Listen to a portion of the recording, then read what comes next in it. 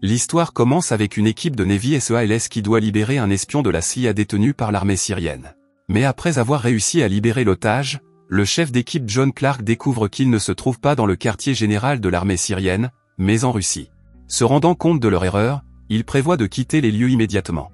Malheureusement, en descendant, ils sont attaqués par un RPG envoyé par un groupe de soldats. L'attaque a fait un trou dans le sol sur lequel ils se trouvaient, provoquant la chute de toute l'équipe au rez-de-chaussée. Clark a immédiatement lancé une contre-attaque, tandis que Robert, un agent de la CIA participant à la mission, a préféré sauver l'otage. Après avoir massacré toutes les troupes ennemies, Clark et ses survivants, Robert et les otages secourus courent vers l'hélicoptère qui les attend. Clark a laissé éclater sa colère car il pensait que Robert l'avait piégé pour attaquer la base militaire russe. Mais Robert a déclaré qu'il n'était pas du tout au courant. Il n'avait pas l'intention de les piéger. 3 mois plus tard, Clark a pris sa retraite de l'armée et passe ses journées avec sa famille. Sa femme, Pam, est enceinte de leur premier enfant. Pendant ce temps, Clark se rend chez un ami proche et lui parle de sa nouvelle expérience en tant qu'agent de sécurité. Ailleurs, l'un des amis de Clark, qui a participé à une mission de sauvetage d'otages en Syrie, est vu en train de passer du temps avec sa famille. Alors qu'il sortait de chez lui pour sortir les poubelles, il a été percuté par une voiture qui roulait à vive allure. Puis, l'un après l'autre, les amis de Clark participant à une mission secrète en Syrie sont tués par un groupe d'inconnus. Un soir, Clark et sa femme s'apprêtent à dormir dans la chambre du haut. Mais Clark, qui n'arrivait pas à dormir, décida de descendre pour manger un morceau et écouter de la musique. Soudain, l'électricité de sa maison s'est éteinte et plusieurs personnes se sont glissées dans la chambre. Les étrangers se dirigent vers le lit où Pam dort profondément. Entendant du vacarme à l'étage, Clark se précipite sur son arme. Il aperçoit l'ombre d'une personne et tire immédiatement. Bien qu'il ait ensuite réussi à tuer plusieurs personnes, il a été gravement touché. Heureusement, une personne qui voulait tirer sur Clark s'est retrouvée à court de balles. Sans autre forme de procès, il a quitté la maison de Clark. Le lendemain, Clark a été transporté à l'hôpital avec une blessure par balle assez grave. Après l'incident, une réunion importante s'est tenue entre les responsables de la CIA et des SEAL. Robert a raconté la chronologie de ce qui s'est passé lorsque l'équipe de Clark a libéré l'otage au cours de la réunion. Finalement, ils ont décidé d'enquêter sur l'affaire. À l'hôpital, Clark a repris connaissance. Cependant, il est extrêmement triste d'apprendre que sa femme et l'enfant qu'elle portait sont morts d'une mort atroce. Lorsque Karen, son ancienne patronne chez les SEAL, lui rend visite, Clark la supplie de lui donner les noms des personnes qui l'ont attaqué. Mais Karen l'informe que l'affaire est en cours d'instruction.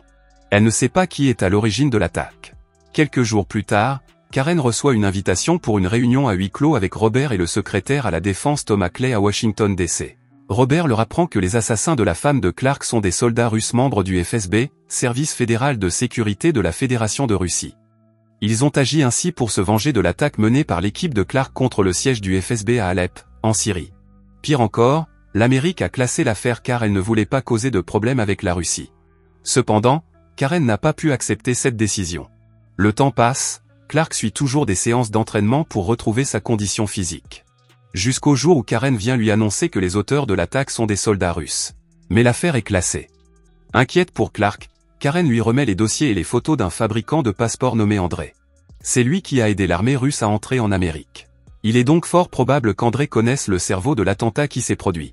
Ce soir-là, après un entraînement, Clark rentre chez lui et s'asperge d'alcool. Il se rend ensuite au bureau d'André. Clark se heurte à 2 gardes du corps d'André en faisant semblant d'être ivre et en marchant d'un pas chancelant. Voyant qu'André était monté dans sa voiture, Clark est immédiatement retourné à son véhicule. Il a suivi André et a embouti sa voiture de manière à bloquer celle d'André. La voiture d'André a été écrasée entre un camion et une berline, ce qui a rendu difficile l'ouverture de la portière. Clark a ensuite mis le feu à la voiture d'André avant de la traverser et d'y pénétrer. Sous la menace d'une arme, il demande à André de lui donner le nom de la personne qui l'a attaqué et qui a tué sa femme. André refuse de le lui dire, ce qui pousse Clark à lui tirer dans la jambe pour qu'il ouvre la bouche. Finalement, André révèle le nom de Viktor Rykov. L'agression d'André a envenimé les relations entre l'Amérique et la Russie. Des observateurs politiques ont même prédit que l'incident pourrait déclencher une nouvelle guerre froide. Un jour, Karen rend visite à Clark, détenu en prison depuis l'attaque d'André. Clark dit à Karen qu'il tuera le meurtrier, où qu'il se trouve. Peu après le retour de Clark dans sa cellule, des agents pénitentiaires l'emmènent de force. Clark refuse de se plier à leur volonté et se bat à main nue. Les officiers ne peuvent s'empêcher d'interrompre leur attaque après que Clark a pris un officier en otage. Ils quittent alors la cellule l'un après l'autre. Ensuite, un messager envoyé par Clay demande à Clark de venir avec lui. Clark a accepté et a été conduit au bureau. Là, on lui demande d'identifier la rangée de photos et le nom qu'il a reçu d'André. Après avoir mentionné le nom de Viktor Rykov, Robert l'informe que Viktor Rykov est un ancien officier Spetsnaz. Il est devenu un espion russe pendant son séjour en Amérique et a longtemps été la cible de la CIA, qui a toutefois eu du mal à le capturer. Selon les renseignements de la CIA, Viktor se cache actuellement à Mourmansk, en Russie. Sachant que l'assassin de sa femme est toujours en vie, Clark propose à Viktor de l'aider à capturer la CIA. Malgré son refus initial, Clay accepte à condition qu'une fois la mission accomplie, Clark retourne en prison. Clark, Karen et l'équipe de la CIA se préparent à partir en avion. Après quelques heures, l'avion s'approche du territoire russe. Clark s'apprête à sauter de l'avion quand soudain, l'avion est attaqué par des avions de guerre russes. Les ailes de l'avion prennent feu sous l'effet de l'attaque. L'avion glisse rapidement vers le bas et tombe dans la mer de Baran. La collision s'est produite alors que l'avion et l'eau commençaient à pénétrer dans la cabine de l'avion. Clark et le reste de l'équipe ont tenté de sortir de l'eau et ont finalement réussi à survivre. À l'aide d'un bateau Zodiac, ils se sont dirigés vers la frontière russe. Arrivés à un abri, Clark a déclaré que l'attaque de leur avion leur serait favorable maintenant que les Russes pensaient qu'ils étaient tous morts. En même temps, Clark se méfie de Robert, qui n'est pas venu avec eux. Il suppose que Robert l'a peut-être trahi pour que les Russes soient au courant de leur arrivée. Finalement, Clark retrouve Robert à Mourmansk, où l'on voit Robert partir avec des Russes. Clark, furieux, attaque immédiatement Robert, l'accusant de trahison pour avoir été un informateur russe. Robert rejette les accusations de Clark, disant qu'il était à Mourmansk en sachant que l'avion transportant Clark avait été attaqué. Il pensait que toute l'équipe était morte, alors il est venu avec 2 assassins pour tuer Viktor. Il savait que Viktor se trouvait dans un appartement de cette ville. En entendant Robert jurer à plusieurs reprises qu'il n'était pas un traître, Clark a fini par croire en lui. Dans la soirée, Clark, Karen et l'équipe prennent d'assaut la cachette de Viktor. Mais ils découvrent que Viktor les attendait déjà. Étrangement, une fois de plus, Viktor porte une veste de suicide.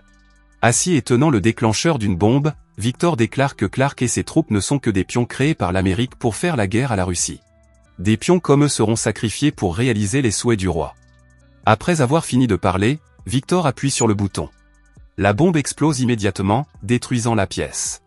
Clark a immédiatement vérifié tous les membres, qui ont heureusement survécu. Mais soudain, un sniper a tiré sur eux et l'un de leurs soldats a été tué. Le sniper a également tué 2 policiers russes qui patrouillaient à l'extérieur du bâtiment.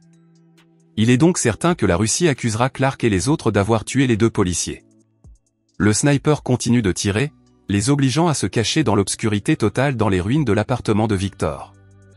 Mais Clark se faufile par un trou dans le mur après avoir découvert où se cache le sniper. Ils parviennent finalement à assommer le sniper. Malheureusement, à l'extérieur de l'appartement, la police et les soldats russes les encerclent. Clark ordonne à ses troupes de s'enfuir par la ruelle, tandis qu'il affronte la police et les soldats russes. Clark commence à lancer des grenades sur la voiture garée, tandis que Karen et son équipe parviennent à s'échapper. La fusillade entre Clark et les soldats russes se poursuit. Alors que Clark est au rez-de-chaussée, il lance une bombe qui tue plusieurs soldats russes. Finalement, Clark parvient à échapper à l'encerclement de l'armée russe en portant un uniforme de l'armée russe et en se couvrant le visage d'un masque de gaz lacrymogène. Il marche d'un pas chancelant et monte dans une voiture, puis s'enfuit vers le quartier général de son équipe. Le lendemain, en raison de ses blessures, Clark manque de s'évanouir en conduisant. Heureusement, il est arrivé à l'endroit où son équipe s'est réunie. Tous, y compris Robert, quittent immédiatement la Russie par bateau. Au milieu de la mer, ils réfléchissent aux paroles de Viktor selon lesquelles ils sont tous des pions pour réaliser le souhait du roi. Robert suggère à Clark de simuler sa propre mort afin d'être libre de découvrir le cerveau de tous ces événements. À Washington, Clark kidnappe Clay dans les toilettes d'un restaurant. Clark l'interroge et menace de traquer sa famille pour se venger de tous ces incidents. Clay finit par expliquer pourquoi il a envoyé Clark en mission. L'Amérique a l'intention d'entrer en guerre contre la Russie pour relancer l'économie et a enfin une bonne raison de coloniser et d'être crainte par le monde. Clay tente également d'unir le peuple américain pour qu'il soutienne son pays contre un ennemi commun, la Russie. Clark et son équipe ne sont rien de plus qu'un leurre. Toutes ces raisons ont rendu Clark encore plus furieux. Il coule alors sa voiture dans le fleuve Potomac, noyant Clay qui était encore dans la voiture. Quelques jours plus tard, Clay est déclaré mort par suicide et son corps est enterré lors d'une cérémonie militaire. Pendant ce temps, Clark, déclaré mort lors d'un vol vers la Russie, est enterré à côté de la tombe de sa femme, échappant ainsi à sa peine de prison. À la fin du film, Robert remet au président l'enregistrement vocal réalisé par Clark peu avant de tuer Clay. D'autre part, avec l'aide de Karen, Clark commence une nouvelle vie en dehors de l'Amérique sous une nouvelle identité. Merci d'avoir regardé. Si vous avez aimé la vidéo et que vous souhaitez aider la chaîne à grandir, laissez un like, un commentaire et abonnez-vous.